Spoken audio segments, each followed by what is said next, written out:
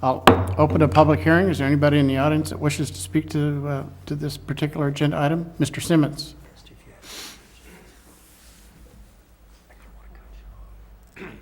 Larry Simmons, I appreciate Mike Sharamello's commentary and questions.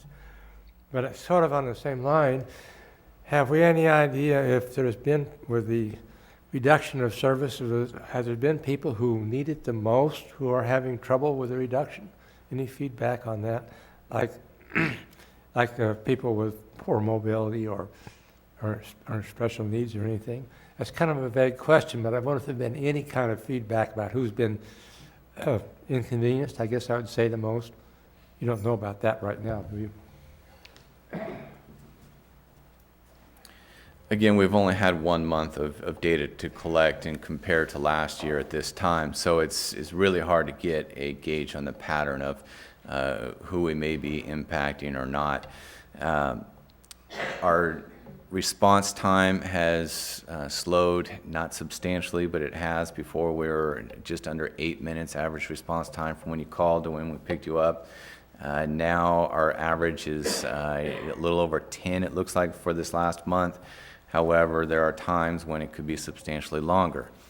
What this is going to take is really a retraining of many of our passengers, where over many, many years there's been a expectation that you pick up the phone and we're at your front door in 10 minutes, 5 minutes at many cases.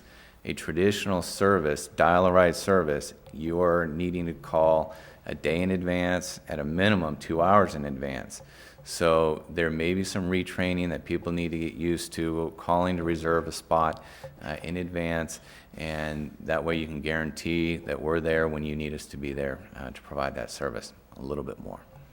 And, you know, and not that this is a response to Mr. Simmons' question, but when we did a reduction of services, you know, it was right out on the table that there would be, you know, a longer wait time than from the time that you called until the ReadyRide showed up at your front door. Yeah, and I'm not saying that that's a good thing, you know, that's an unfortunate thing.